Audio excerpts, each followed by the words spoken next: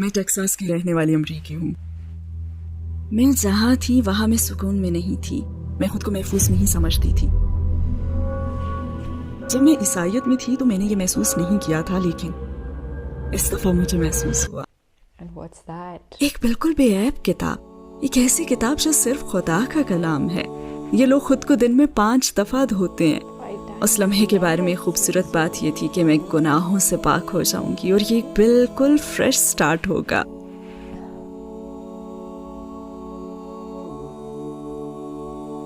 وہ دن جب اس دنیا نے آخری نبی کو کھویا.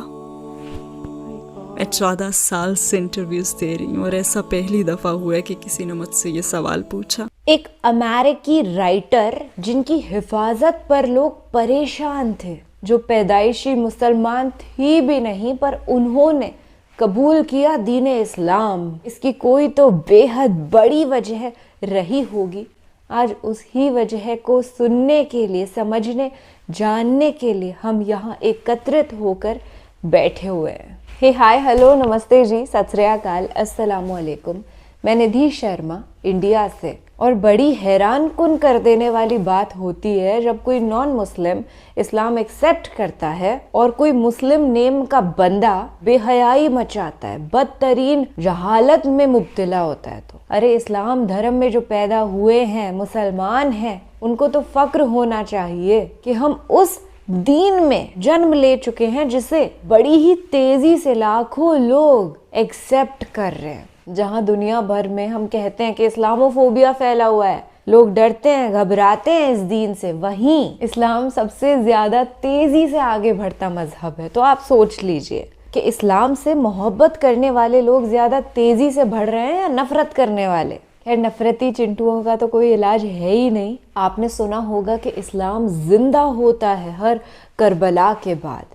تو فلسطین کا منظر کیا کم تھا، اب وہاں پر بمبارڈمنٹ نہیں ہو رہا ہے، الحمدللہ، تھینک گاڈ. ایوری بڈی از چانٹنگ اللہ اکبر. وہاں پر چھوٹے چھوٹے بچے جن کے پہلے ہم کیسے ویڈیوز ریسیو کرتے تھے، آج ان کے جشن مناتے ہوئے ویڈیوز ریسیو کر رہے ہیں. سبحان اللہ. فلسطین کا اگزامپل ابھی میں نے اس لیے دیا ہے تاکہ آپ کو یہ بتا سکوں کہ فلسطین کے بمبارڈمنٹس کو دیکھ کر کے لاکھوں کی تعداد میں لوگوں نے اسلام قبول کیا، کیونکہ وہاں کے لوگوں کا فیتھ ہی ختم نہیں ہو رہا تھا. وہ اللہ اکبر کہہ رہے تھے جبکہ ان کے بچے شہید ہو رہے تھے. کہ اللہ کے کلام کو ماننے والوں کی بات ہی کچھ اور ہے. ناجلہ ٹیمی کیپلر کون ہے؟ کیا آپ اپنے بیک گراؤنڈ کے بارے میں مختصراً کچھ بتائیں گی؟ ناجلہ ٹیمی کیپلر ٹیکساس میں پیدا ہوئی اور پلی بڑی. جیسے باہر جا کر کھیل کود کرنا پسند ہے. میں باسکٹ بال اور والی بال کھیلتی تھی اور ریس بھی لگاتی تھی.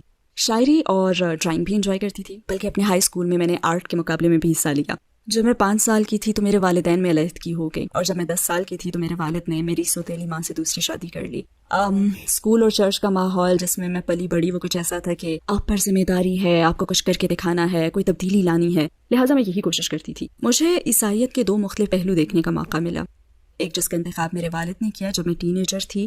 جب اپنے ٹین ایج میں اپنی والدہ کے پاس رہنے گئی تو میں نے پھر عیسائیت کا دوسرا رخ دیکھا. بیپٹسٹ چرچ کا شدت پسند ذہنیت والا ٹرینٹی اور کرسمس منانے والا پہلو. ان چیزوں نے مجھے نیا رخ دکھایا. میں دونوں طرف کے چرچ سے مستفید ہوئی، لیکن پھر بھی میں مطمئن نہیں تھی اور مزید کی تلاش میں تھی. عقیدے کے حوالے سے آپ کی زندگی کیسی تھی؟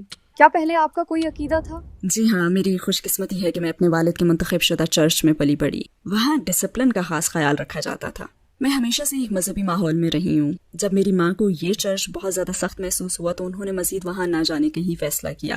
لیکن چونکہ میری پرورش میرے والد والے چرچ میں ہوئی تھی تو دونوں میں ایک واضح فرق تھا. مثال کے طور پر میرے والد والے چرچ میں حضرت موسیٰ علیہ السلام کے بنیادی احکام پر زور دیتے تھے، اور اس چرچ میں ریسرچ کا کام بھی بہت زیادہ ہوتا تھا. اور اسی ریسرچ میں ان کو پتہ چلا کہ امریکہ میں منائی جانے والی زیادہ تر چھٹیوں کا ایک جاہلانہ قسم کا بیک گراؤنڈ ہے. حتیٰ کہ بائبل کی آیات بھی ہیں جو کہ ان چھٹیوں کے مختلف پہلوؤں کے خلاف بات کرتی ہیں. مثال کے طور پر اپنے والد کے چرچ میں ہم کرسمس نہیں مناتے تھے کیونکہ بائبل کی آیات کے حوالے سے جیزس سال کے اس حصے میں پیدا ہی نہیں ہوئے تھے، لہٰذا 25 دسمبر ان کی تاریخ پیدائش نہیں ہے. اور دوسری بات یہ کہ بائبل اور جیریمایا یہ ظاہر کرتی ہیں کہ درخت کو سجانا ایک جاہلانہ قسم کا رویہ ہے، اور لوگ تو اسے سونے چاندی سے سجا کر مناتے ہیں اور پھر اس درخت کو پوجتے ہیں. हमें तो सिर्फ खुदा की इबादत करनी चाहिए, किसी और चीज़ की नहीं। और इन्होंने वाज़ेह तौर पर ऐसा किया। बल्कि हमें तो सालगिरह भी नहीं मनानी चाहिए जिस पर एक केक पर कैंडल्स जलाकर आप विश मांगते हैं, लेकिन आपको तो सिर्फ खुदा से दुआ करके मांगना चाहिए ना, जो कि हमें सब कुछ दे सकता है। तो मेरे वालिद के चर्च में हमने ये महसूस किया कि ये तो आग की पूजा की तरह है। तो ये कि मेरा अकीदा तो था, लेकिन ये काफ़ी नहीं था। मुझे अपने रब का नाम मालूम नहीं था जो कि अल्लाह ताला है। मैं नहीं जानती थी कि उसकी रज़ा के हिसाब से मैं कैसे उसकी इबादत करूं, या फिर उस वक्त मुझे मालूम ही नहीं था।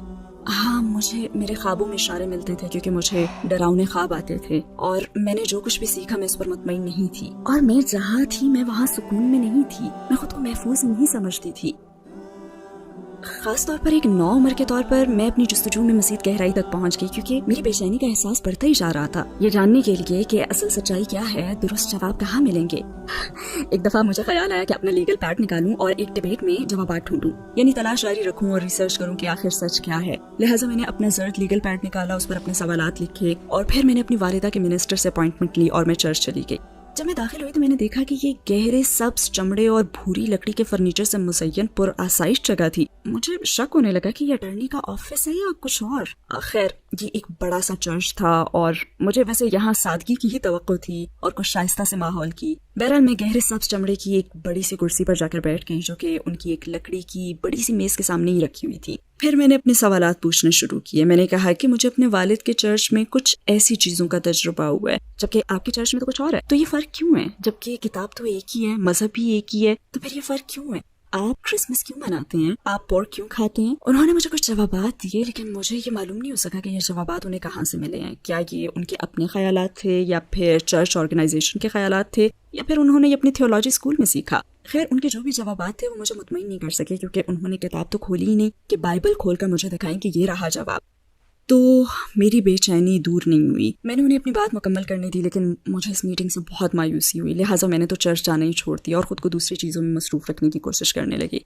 जैसे कि मैंने कहा कि मैं स्पोर्ट टीम में थी और पढ़ भी रही थी। इसके अलावा मुझे आर्ट और ड्राइंग और शायरी वगैरह में भी दिलचस्पी थी, लेकिन उससे भी मुझे सुकून नहीं मिला। मतलब मुझे अपने अंदर खालीपन महसूस होता था, जैसे मैं खुद को खो चुकी हूँ और बहुत ही खौफजदा महसूस कर रही थी। तो फिर मैंने सोचा कि चलो, ये तो मुझे मालूम है कि खुदा मौजूद है और नबी भी आए थे, और ये भी कि खुदा ने अपनी किताबें उतारी हैं, लेकिन ये नहीं जानती थी कि वह क्या है। तो मैंने दुआ मांगनी शुरू कर दी कि ए खुदा, मुझे अक्ल फहम दे, मुझे रहनुमाई चाहिए, क्योंकि मैं जानना चाहती थी कि सच क्या है और उस पर अमल कैसे करना है। तो मैंने सोचा कि ठीक है, अब मुझे अपनी रूह को सुकून पहुंचाने के लिए कुछ और तलाश करना चाहिए, क्योंकि मेरे हिसाब से ये सब कुछ तो काफी नहीं है। मेरा दिन रात दुआएं मांगना कि ए खुदा मुझे हिदायत दे, एक कोशिश तो थी, लेकिन ये सब काफी नहीं था। मैं अपनी माँ वाले चर्च भी गई, टाउन में बैप्टिस्ट चर्च गई, जो कि मेरी यूनिवर्सिटी जाने वाले मकाम से 1-8 घंटे ही के फासले पर था। जब मैं वहाँ गई तो मैंने देखा कि लोग खुदा की मोहब्बत से इंस्पायर हैं और उनकी यसू अलैहिस्सलाम के लिए कदरदानी का मुशाहिदा किया, और ये भी कि वो सब एक दूसरे का बहुत ख्याल रखते हैं, मुस्कुराते चेहरों, अच्छे अल्फाज और हेल्पफुल नेचर के साथ। ये सब कुछ मुझे बहुत अच्छा लगा और मैंने सोचा कि इस चर्च में जाके देखते हैं। तो फिर मैंने हर इतवार को उसी चर्च जाना शुरू कर दिया।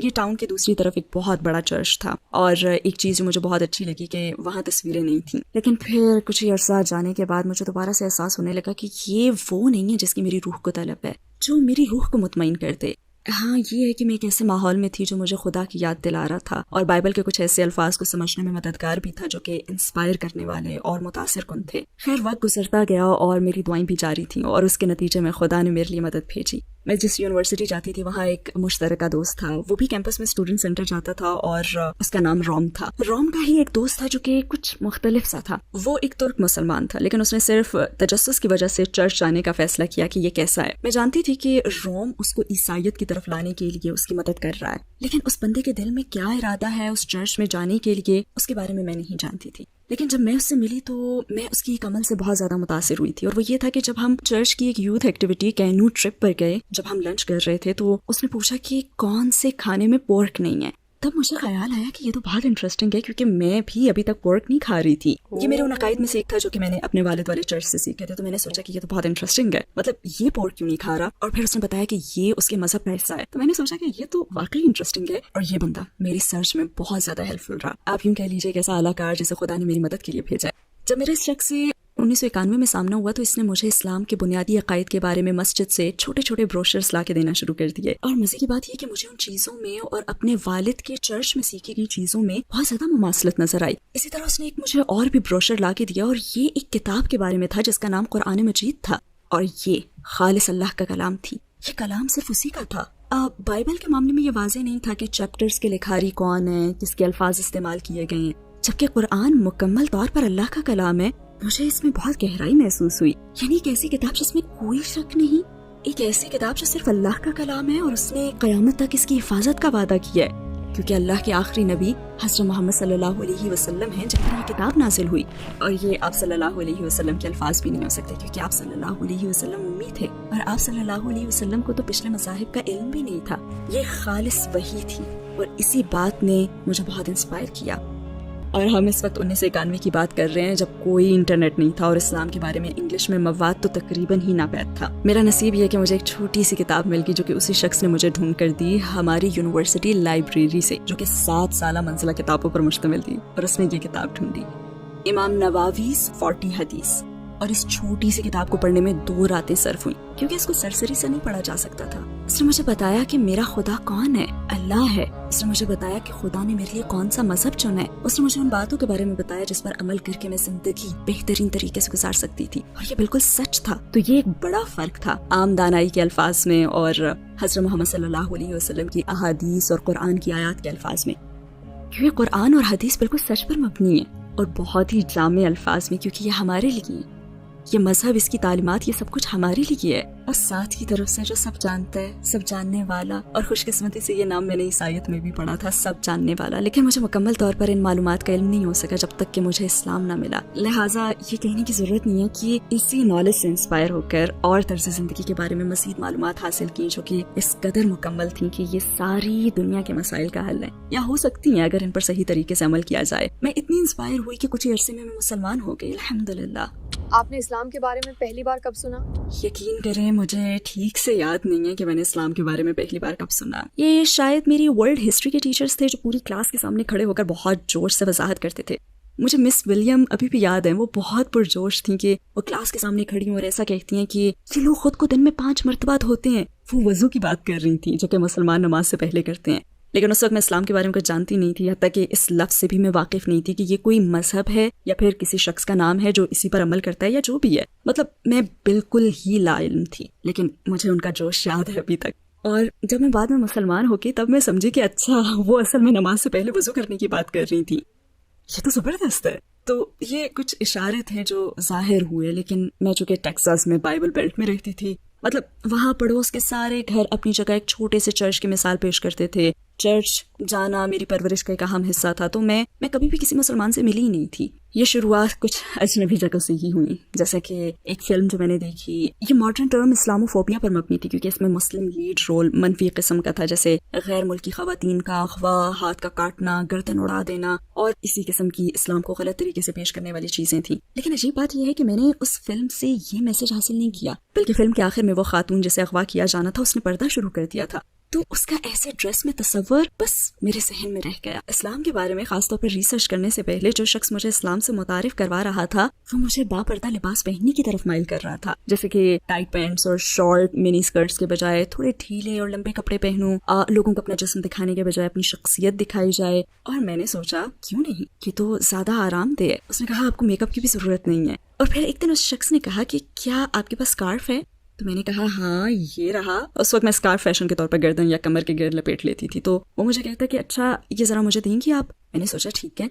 तो उसने सवाल किया कि क्या आप इससे अपना सर ढक सकती हैं? मैंने सोचा ये भी कर लेती हूँ। फिर उसने सवाल किया कि अब कैसा फील हो रहा है, और मेरा पहला जवाब था कि डिफरेंट। फिर मैंने सोचा कि चलो ये भी करके देख लेते हैं, और उस वक्त सर्दियां भी थी तो मेरे पास एक अच्छा बहाना था उसे ओढ़ने का। मैं गहरे सब्ज रंग का स्कार्फ सर पे लपेट कर वर्ल्ड हिस्ट्री की क्लास में चली गई। मेरे टीचर आए, उन्होंने हाजिरी ली और मेरी तरफ देखा तो कहा कि आज कुछ डिफरेंट लग रही हो। वो वर्ल्ड हिस्ट्री टीचर थे, उन्हें पता था कि मुसलमान कैसे नजर आते हैं। तो हमने अपनी क्लास मुकम्मल कर ली और फिर मैं वहां से बाहर आ गई। तो मैंने कहा कि ये सिर्फ एक तजुर्बा है, मुझे मज़ीद सवालात नहीं चाहिए। और फिर मैं मुताले के लिए अपने दोस्त के साथ लाइब्रेरी चली गई। हम दरवाजे से गुजर रहे थे और मेरा दोस्त बहुत खुश था। उसने कहा कि देखो मुसलमान भी आ गए। मैं करीब आई तो उसने कहा कि 1 मिनट, کیا یہ وہی ٹیمی ہے؟ خیر وقت گزرنے کے ساتھ جب ہماری اسٹڈیز مکمل ہوئیں تو میں نے پردہ کرنے کا فیصلہ کیا، لیکن میں نے اس طرح پردہ نہیں کیا جس طرح ایک مسلمان کو کرنا چاہیے، بس اپنا سر ڈھکنا شروع کر دیا تھا۔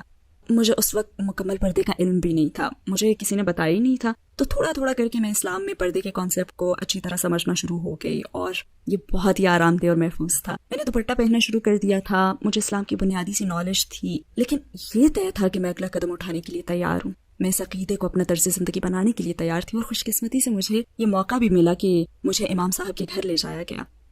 میں ایک اور شخص کے ساتھ ان کے سامنے بیٹھ گئی جو میری مدد کے لیے آیا تھا، اور اس نے امام سے گزارش بھی کی تھی کہ میں مسلمان ہونا چاہتی ہوں۔ امام نے کہا کہ اچھا آپ اسلام کے بارے میں کیا جانتی ہیں؟ مجھے تو جلدی تھی کہ بس میں اپنے عقیدے کا اعلان کروں اور چلی جاؤں، کیونکہ مجھے بتایا گیا تھا کہ بس یہی کرنا ہے جو کہ مسلمان بننے کے لیے ضروری ہے۔ لیکن امام میرے سے زیادہ دانش مند تھے، انہوں نے یہ جاننا ضروری سمجھا کہ میں جو کچھ کرنے جا رہی ہوں مجھے اس کے بارے میں بنیادی علم حاصل بھی ہے یا نہیں۔ پھر انہوں نے بیان کیا کہ اللہ تعالیٰ کون ہے، تو میں نے کہا کہ ہاں مجھے پتہ ہے۔ پھر انہوں نے نبیوں کا پوچھا، پھر وہ اگلی بات پر آئے کتابوں پر یقین کے بارے میں، اور پھر موت کے بعد زندگی، تقدیر، یعنی وہ چیزیں جو پہلے سے ہمارے نصیب میں لکھ دی گئی ہیں۔ کیا آپ کا ان باتوں پر یقین ہے؟ تو میں نے کہا جی ہاں۔ انہوں نے کہا کہ ان سب چیزوں کے ساتھ کچھ ذمہ داریاں بھی نافذ ہوتی ہیں، کیا آپ وہ ذمہ داریاں نبھانے کے لیے تیار ہیں؟ اور میرا جواب ہاں میں تھا، الحمدللہ۔ وہ کیا چیز تھی جس سے ڈر کر آپ اپنا یہ آخری قدم اٹھایا اور مسلمان ہو گئیں؟ دراصل ایسی کوئی چیز نہیں تھی جس نے مجھے مسلمان بننے کے لیے ڈرایا ہو۔ ہاں کچھ لوگ میری سیفٹی کے حوالے سے فکر مند تھے، کیونکہ وہ اسلام کے بارے میں متعصب تھے، تو وہ اپنے طور پہ میری حفاظت کی کوشش کر رہے تھے۔ لیکن اسلام میں نے جو بھی دیکھا، حتیٰ کہ ان کی اس مخالفت نے بھی مجھے اسلام کے انتخاب ہی کی طرف مائل کیا، بلکہ مجھے اپنے فیصلے پر زیادہ بھروسہ ہوا، کیونکہ جو مخالفت میں نے دیکھی تھی اس کی بنیاد اصل نالج کے بغیر تھی۔ اس کے برعکس میں جو بھی کرنے جا رہی تھی میرا اس پر یقین بڑھتا گیا۔ بلکہ سچی بات تو یہ ہے کہ اسلام کا انتخاب میری زندگی کا وہ بہترین فیصلہ ہے جس پر مجھے کبھی بھی افسوس نہیں ہوا۔ انشاءاللہ میں اسی راستے پر جان دوں گی، اور انشاءاللہ میری آخری سانس بھی اشہد ان لا الہ الا اللہ واشہد ان محمدا عبدہ ورسولہ پر نکلے گی۔ اس لمحے کے بارے میں سب سے زیادہ خوبصورت چیز یہ تھی جو مجھے بتائی گئی کہ اس عقیدے کے اعلان کے ساتھ ہی میں سارے گناہوں سے پاک ہو جاؤں گی، اور یہ ایک فریش سٹارٹ ہوگا۔ ہاں اس قسم کی وضاحت کا تجربہ مجھے عیسائیت میں بھی ہوا تھا، لیکن جب میں عیسائیت میں تھی تو میں نے ایسا محسوس نہیں کیا تھا جو اس دفعہ مجھے محسوس ہوا۔ آپ کی فیملی اور ارد گرد دوسرے لوگوں نے آپ کے قبول اسلام پر کیسا رد عمل دیا؟ کیا اب بھی سچویشن ویسی ہی ہے؟ جیسے کہ میں نے بتایا کہ میرے مسلمان ہونے پر کچھ لوگ میرے لیے فکر مند تھے، اور انہی میں سے ایک میری ماں بھی تھی۔ وہ بہت فکر مند تھیں کیونکہ انہیں اسلام کے بارے میں کچھ علم ہی نہیں تھا، اور وہ ڈر رہی تھیں کہ مجھ پر تو ظلم ہوگا، تو انہوں نے مجھے اسلام سے روکنے کی پوری کوشش کی تھی۔ لیکن بدقسمتی سے اسلام کے حوالے سے ان کے سارے خدشات بے بنیاد تھے، اور خوش قسمتی سے میں یہ سب سمجھنے کے قابل تھی، تو میں نے ہمت نہیں ہاری۔ کئی موقعوں پر تو میری بہت دل آزاری بھی ہوئی تھی۔ ایک دفعہ تو میں نے اپنے والد کو فون کر کے کہا کہ میری ماں مجھ پر بھروسہ کیوں نہیں کرتی؟ میں اس مذہب کا انتخاب اس لیے کر رہی ہوں کیونکہ میں سمجھتی ہوں کہ یہ میرے عقائد کو مستحکم رکھ کر مزید پاک کر کے اس میں بہتری لائے گا۔ تو انہوں نے کہا کہ میں نے تمہاری پرورش صحیح راستے پر چلنے کے لیے کی ہے، اگر تمہیں یہ راستہ صحیح لگتا ہے تو ضرور آگے بڑھو۔ اور ان کی سپورٹ کے بعد تو میں اور بھی مستحکم ہو گئی تھی، اور پوری سوسائٹی کو لے کر تو میں نے کوئی ایسا مشکل وقت گزارا ہی نہیں، کیونکہ لوگ اچھی سمجھ رکھتے تھے اور اسلاموفوبیا اتنا زیادہ نہیں تھا۔ ہاں زیادہ تر لوگوں کو تجسس ہوتا تھا، تو میں ان کے سوالات کے جواب دینے کی کوشش کرتی تھی۔ اور اس کے بعد مجھے حج کا بھی تجربہ ہوا، مکہ کی زیارت کا۔ یہ تھوڑا تھکا دینے والا تھا، صحرا کے بیچ میں یہ سب جسمانی طور پر بہت مشقت طلب تھا۔ کعبہ، وہ مقام جہاں حضرت ابراہیم علیہ السلام اور ان کے بیٹے حضرت اسماعیل علیہ السلام نے اللہ کا گھر تعمیر کیا، وہی کعبہ جہاں لوگوں کو اللہ کے حکم سے اس مقام کی طرف عبادت کرنے کا حکم دیا گیا، اور پھر جہاں حضرت محمد صلی اللہ علیہ وسلم کو قرآن ملا۔ اللہ تعالیٰ کا یہ کلام حضرت جبرائیل علیہ السلام کے ذریعے اس دنیا میں اتارا گیا اللہ کے چنے ہوئے بندے پر، یعنی حضرت محمد صلی اللہ علیہ وسلم پر، اسی مقام پر۔ اور میں وہاں کھڑی تھی۔ اس وقت میں نماز کا انتظار کر رہی تھی، اور میرے ساتھ ہی ایک مصری بہن تھی، وہ ایک قرآن ٹیچر تھی، اور میری بائیں جانب ایک الجیرین بہن تھی۔ مصری بہن قرآن پڑھ رہی تھی اور اس کی آواز بہت خوبصورت تھی، اور میں سن رہی تھی اور قرآن میں دیکھ رہی تھی اور الفاظ کی خوبصورتی محسوس کر رہی تھی، حالانکہ مجھے کچھ سمجھ نہیں آ رہا تھا۔ میں بس ادھر ادھر سے الفاظ کو سمجھنے کی کوشش کر رہی تھی۔ تبھی مجھے خیال آیا میرے نبی صلی اللہ علیہ وسلم پر اسی مقدس جگہ کے قریب نازل ہوئے تھے۔ میں ادھر ادھر دیکھ رہی ہوں کہ یہ کیسے ہوا کہ ایک ٹیکساس کی رہنے والی ایک مصری اور الجیرین بہن کے درمیان موجود ہے۔ دنیا کے کتنے مختلف حصوں سے لوگ وہاں آئے تھے، اور کیا چیز ہمیں جوڑ رہی ہے؟ یہ کوئی معمولی چیز نہیں ہے، یہ عقیدہ ہے، اللہ تعالیٰ کی وحدانیت ہے، یہ نبی صلی اللہ علیہ وسلم سے محبت ہے، اور اس کتاب سے محبت ہے۔ یہ سوچ اتنی زبردست تھی کہ میں نے رونا شروع کر دیا، اور میں روتی چلی گئی۔ مطلب اس خوشی اور لطف کے جذبات کو روک ہی نہیں پا رہی تھی، اور یہ بہت ڈیپ فیلنگز تھی، بہت ہی زبردست اور تھکا دینے والی۔ اور اسی کنیکشن نے مجھے اس حقیقت کی یاد دلائی کہ میں مغفرت کے طلبگاروں کے بیچ میں ہوں۔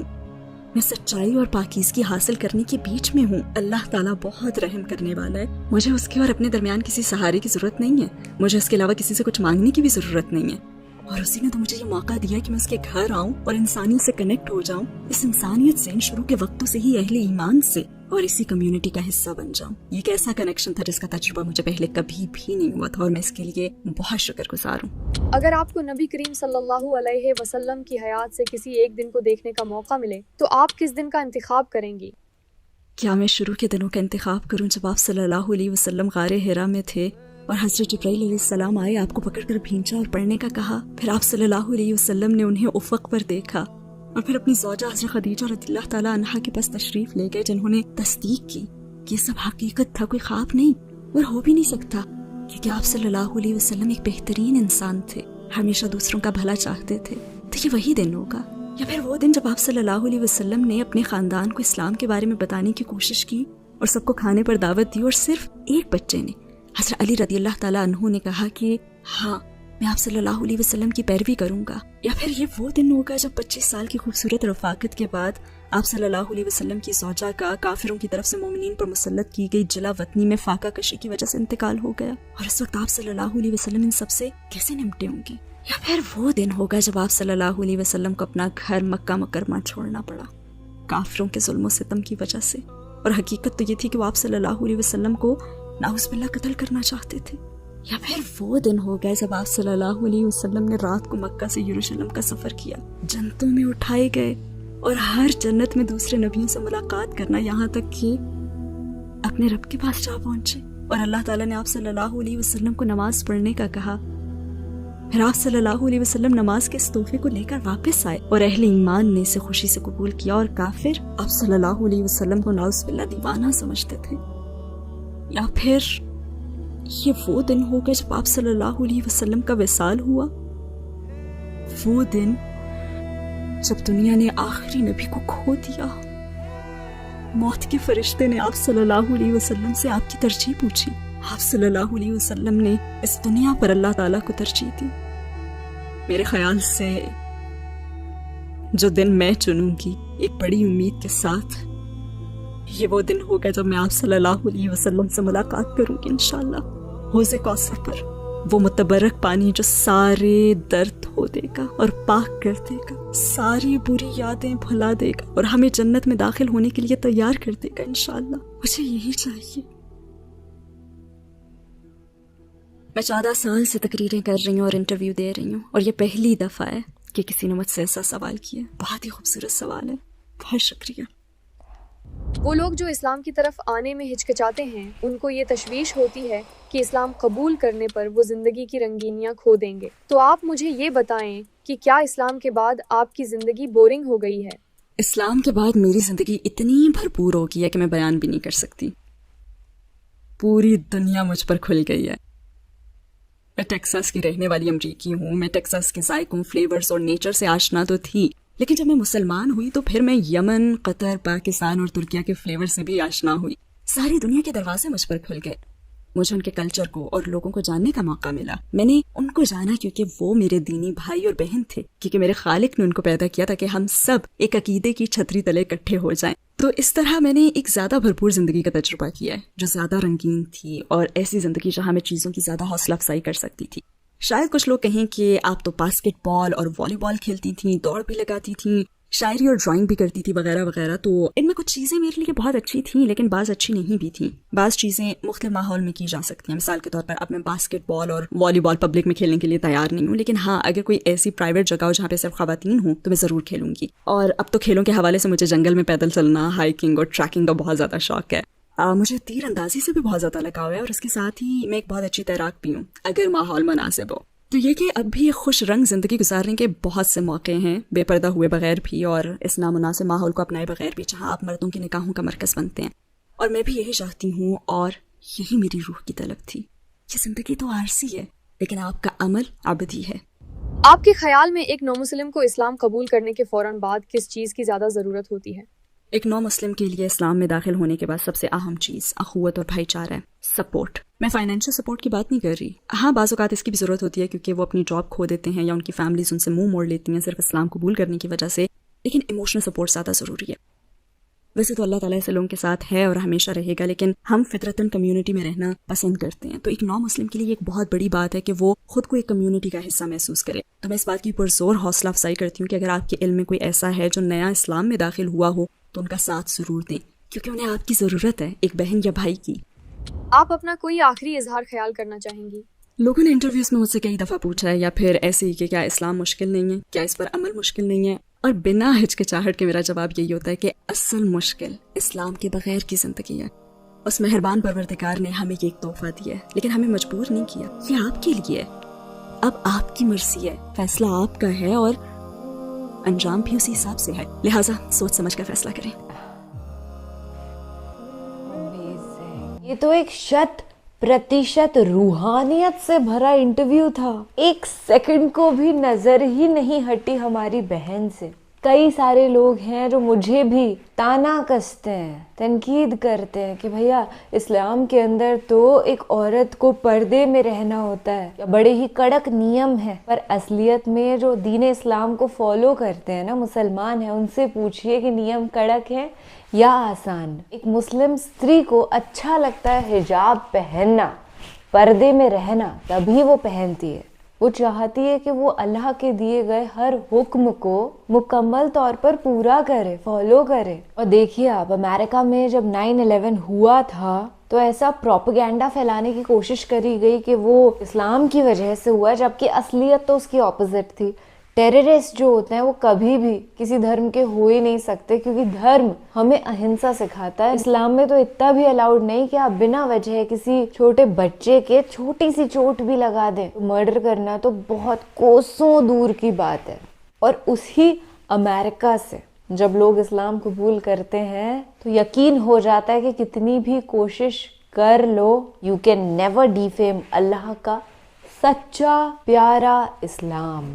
چلیے فی الحال کے لیے میں ندھی شرما آپ سے لیتی ہوں اجازت. خیال رکھیے گا اپنا اور اپنے سبھی گھر والوں کا. خوش رہیے گا، زندہ باد رہیے گا، دعاؤں میں یاد رکھیے گا. شب خیر، شبھ راتری، اللہ حافظ.